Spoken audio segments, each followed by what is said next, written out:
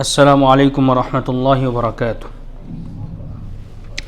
آج کے خطبے کا عنوان ہے اصلی مومن۔ الحمدللہ والصلاۃ والسلام علی رسول اللہ، اما بعد۔ تمام تعریفیں اللہ کے لیے ہیں جس نے ہمیں تعمیل احکامات کا حکم دیا اور ہمیں توبہ اور دیگر فضائل پانے کے لیے ترغیب دلائی۔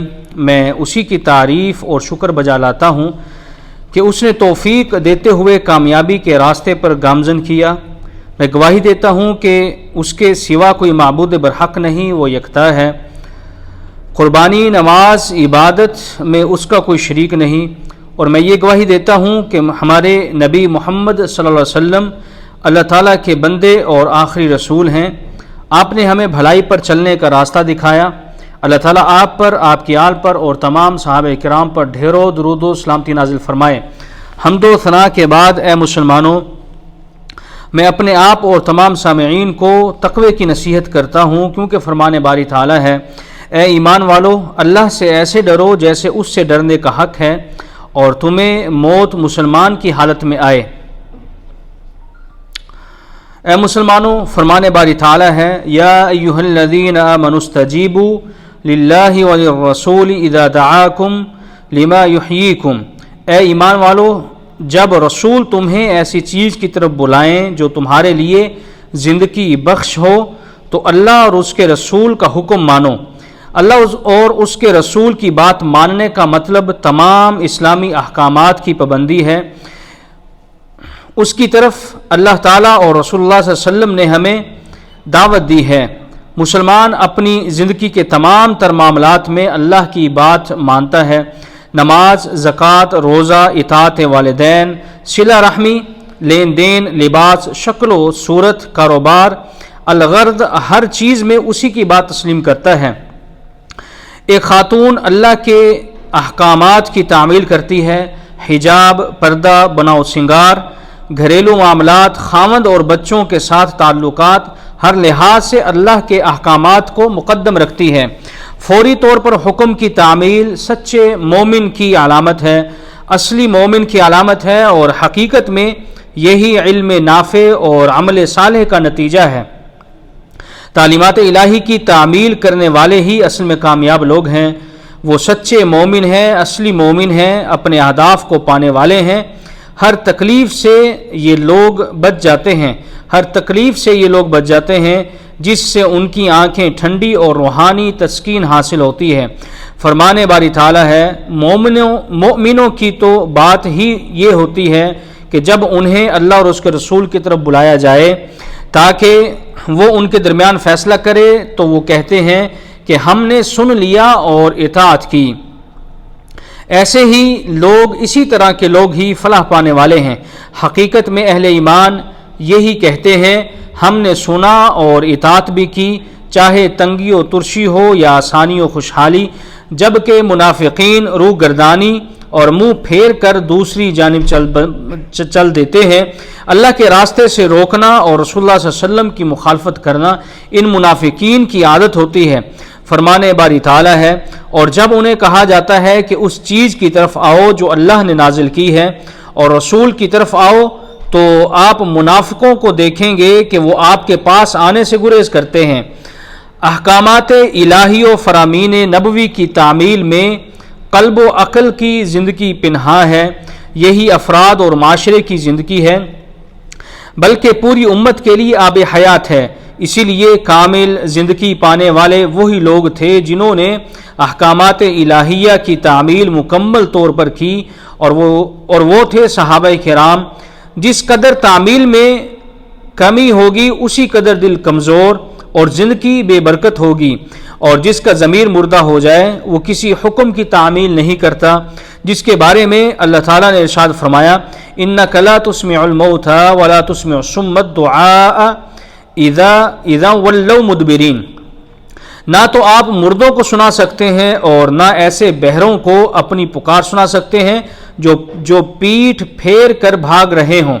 چنانچہ جو لوگ اللہ اور اس کے رسول کے احکامات کی تعمیل نہیں کرتے، اصل میں یہ لوگ خوشحالی کی زندگی سے انکار کرتے ہیں، یہ لوگ پستی اور تنزلی کا شکار ہو جاتے ہیں، جس کا نتیجہ ہلاکت اور تباہی کی شکل میں نکلتا ہے۔ فرمان باری تعالیٰ ہے کہ آپ نے ان لوگوں کی حالت پر غور نہیں کیا جنہوں نے اللہ کی نعمت یعنی ایمان کو کفر سے بدل ڈالا اور اپنی قوم کو ہلاکت کے گھر جا اتارا، جو جہنم ہے جس میں وہ داخل ہوں گے، اور وہ بہت بری قیامگاہ ہے۔ پھر اس کے بعد اللہ تعالیٰ ارشاد فرماتے ہیں، اور اس مصیبت سے بچ جاؤ جو صرف انہی لوگوں کے لیے مخصوص نہ ہوگی جنہوں نے تم میں سے ظلم کیا ہو، اور جان لو کہ اللہ تعالیٰ سخت سزا دینے والا ہے۔ شرعی احکامات کی تعمیل سے اعراض کرنے پر اختلافات جنم لیتے ہیں، حالات میں بگاڑ پیدا ہوتا ہے جس سے معاشرے میں توازن قائم نہیں رہتا، فساد بپا ہو جاتا ہے جسے فتنے سے تعبیر کیا جا سکتا ہے۔ حضرت زینب بنت جوش رضی اللہ تعالیٰ عنہ کہتی ہیں کہ رسول اللہ صلی اللہ علیہ وسلم ایک دن سرخ چہرے کے ساتھ گھبرائے ہوئے نکلے، آپ فرما رہے تھے، اللہ کے سوا کوئی معبود نہیں، قریب ہی آنے والے شر سے عرب کے لیے ہلاکت ہو، آج یاجوج ماجوج کی دیوار میں اتنا سوراخ ہو گیا ہے۔ آپ نے انگوٹھے اور انگشتے شہادت سے ایک دائرہ بنایا۔ حضرت زینب کہتی ہیں، میں نے کہا اے اللہ کے رسول، کیا ہم ہلاک ہو جائیں گے اور ہمارے اندر نیک لوگ بھی موجود ہوں گے؟ آپ صلی اللہ علیہ وسلم نے فرمایا، ہاں، جب نیک لوگوں میں بھی خباثت بڑھ جائے۔ وہ امت جو اپنے رب کی طرف سے آنے والی وحی پر عمل پیرا ہو، وہ اپنا تن من سب اپنے خالق کے سپرد کر دے، اس کی حالت بہتر ہو جاتی ہے، اس کی زندگی میں روز بروز آسودگی پیدا ہوتی ہے اور اس کے لیے امن و امان قائم اور زندگی سنور جاتی ہے۔ مومنین آپس میں سچائی کی بنیاد پر متحد ہوتے ہیں، جس کی وجہ سے دشمنی بغض اللہ کی رحمت سے اخوت میں بدل جاتی ہے۔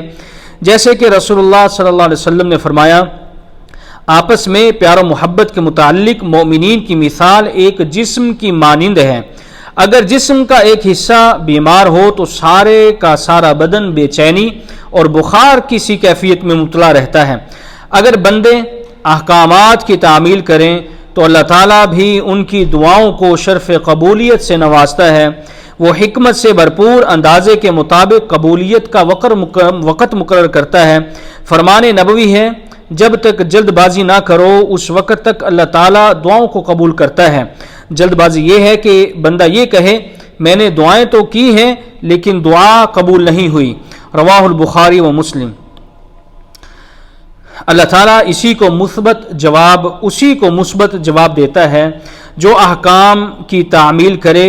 اللہ تعالیٰ قرآن مجید میں ارشاد فرماتے ہیں، سو ان کے پروردگار نے ان کی دعا قبول کرتے ہوئے فرمایا، میں کسی عمل کرنے والے کے عمل کو خواہ وہ مرد ہو یا عورت ضائع نہیں کروں گا، کیونکہ تم دونوں ایک دوسرے کا حصہ ہو، اور جو ہی تعمیل میں یعنی اللہ کے حکم کی تعمیل میں کمی اور خلل واقع ہو، اللہ کی جانب سے قبولیت بند کر دی جاتی ہے اور انہیں تنہا چھوڑ دیا جاتا ہے، اور جسے اللہ تعالیٰ تنہا چھوڑ دے خسارہ، کمزوری اور ذلت اس کا مقدر بن جاتی ہے۔ سلف نے فوراً احکامات کی تعمیل کے لیے ہمیشہ یاد رکھے جانے والے نقوش کندہ کیے ہیں۔ انہیں جیسے ہی کوئی حکم ملتا یا کسی کام سے اللہ اور اس کے رسول روکتے، وہ فوراً اس کی تعمیل کرتے اور اس حکم کا عملی و حسی نمونہ پیش کر دیتے۔ یہ چیز پختہ ایمان اور سچی اطاعت کی علامت ہے۔ چنانچہ حضرت انس رضی اللہ عنہ کہتے ہیں، میں ابو طلحہ اور دیگر لوگوں کو شراب کے جام دے رہا تھا، میں نے آواز سنی، کوئی کہہ رہا تھا خبردار، شراب کو حرام قرار دے دیا ہے۔ انس رضی اللہ عنہ کہتے ہیں، ہمارے پاس نہ کوئی آیا اور نہ ہی تاکید کے لیے ہم میں سے کوئی شخص باہر نکلا، ہم نے ساری شراب انڈیل دی، شراب کے مٹکوں کو توڑ دیا، اور کچھ نے اٹھ کر وضو کیا تو کچھ نے غسل بھی کیا، پھر ہم نے ام سلیم رضی اللہ عنہا کے پاس موجود خوشبو لگائی اور مسجد کی طرف چل دیے کہ رسول اللہ صلی اللہ علیہ وسلم قرآن مجید کی یہ آیات پڑھ کے سنا رہے تھے، یا ایھا الذین آمنوا انما الخمر والمیسر والانصاب والازلام رجس من عمل الشیطان فاجتنبوہ لعلکم تفلحون۔ اے ایمان والو، یہ شراب اور یہ جوا، یہ آستانے، یہ پاسے، سب گندے شیطانی کام ہیں، لہذا ان سے بچتے رہو تاکہ تم فلاح پا سکو۔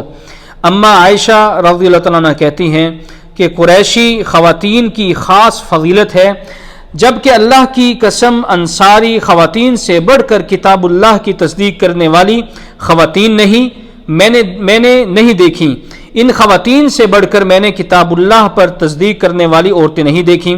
اما عائشہ فرماتی ہیں رضی اللہ عنہا کہ جب یہ آیت نازل ہوئی جس میں اللہ تعالیٰ فرماتے ہیں کہ خواتین کو چاہیے کہ وہ اپنے جسموں پر بڑی چادریں ڈالیں اور پردہ کریں، تو مرد حضرات انہیں یہ آیت پڑھ پڑھ کر سنانے لگے۔